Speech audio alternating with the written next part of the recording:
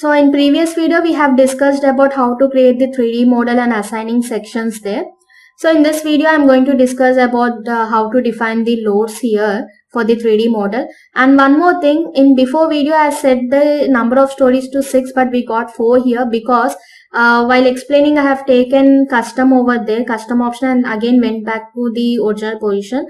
So because of that, there is a small disturbance here. So you can just define number of stories as per your requirement. So we will be doing a model for the 4-story building here.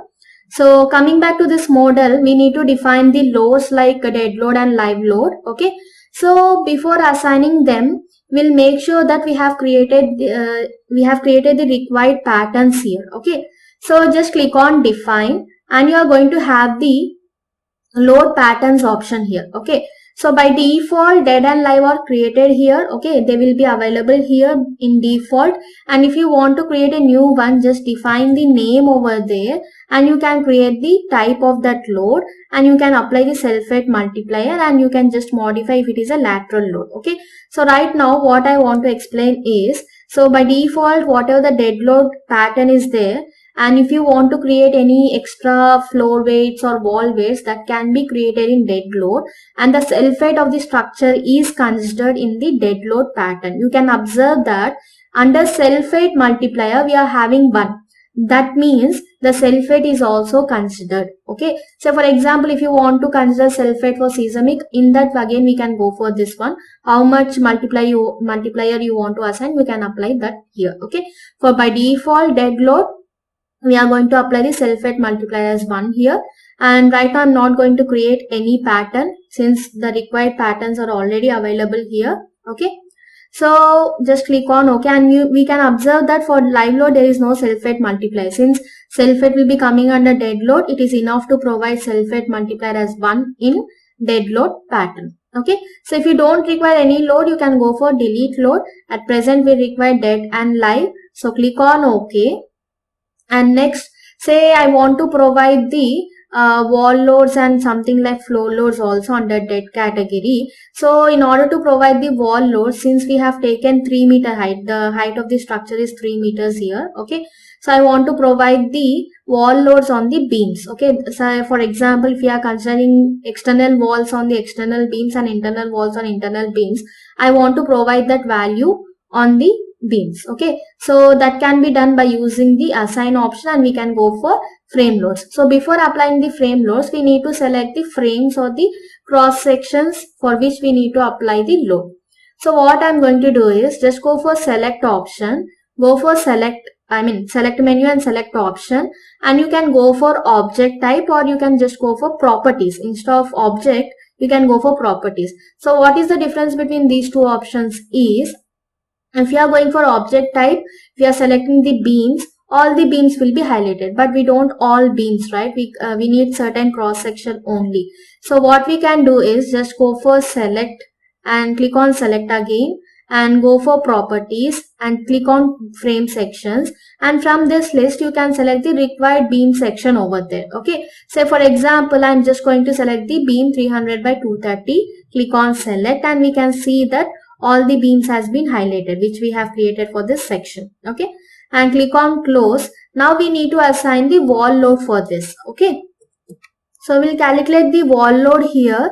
So how do we calculate the wall load? So considering the wall thickness as 0.23. Okay, so that is 230 mm thick wall, and into 1 for, we are going to calculate per meter, right? So that is UDL.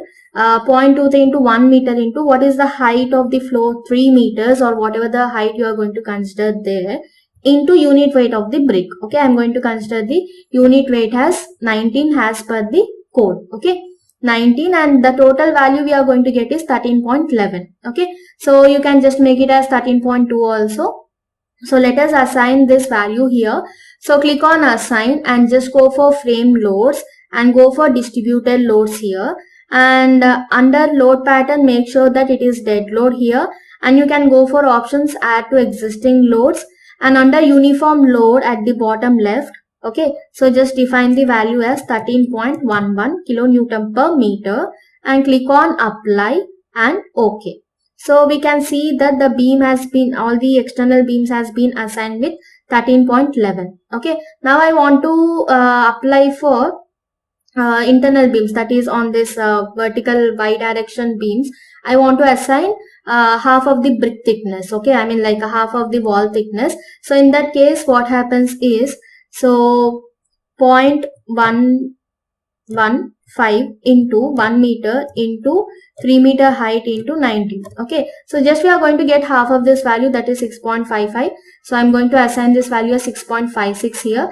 Before that we need to select the beams. Just go for the select and then go for select option and just go for property, and under this just go for frame selections, I mean frame sections, and select beam 230 by 230 and click on select and close. I want to assign the partial wall here, so just go for assign and click on frame loads, click on distributed again and make sure it is dead and go for add to existing loads, and the value is 6.56 here. Click on apply and click on OK. So those beams are being assigned with 6.56 kilonewton per meter UDL load. Okay, and I want to provide something around 2 kilonewton per meter square finishing loads on the floors. Okay, now I want to select the floors, and since all floors are of same material and same section, so what we can do is we simply go for object type. Of course you can go for properties option also. So I'm just going for floors here. Click on floors and select, and all slabs has been highlighted there. Okay, and then go for assign here, and you can go for shell loads and click on uniform. Okay, click on uniform and it is a load pattern name is dead, and the load I want to provide is 2 kilonewton per meter square. Okay, and it is again add to existing loads, and direction is gravity. So gravity loads are nothing but they will be acting towards the downward. Okay, so if you want to provide any lateral etc, then you can go for global x, global y, or local x, local y. Okay, so click on apply and click on OK. So all these slabs has been provided with 2 kilonewton per meter square here. Okay, and the next thing is I want to provide the live load of 3 kilonewton per meter square on the floor. Okay, so again just go for select, click on select, properties or object type, and select the floors here,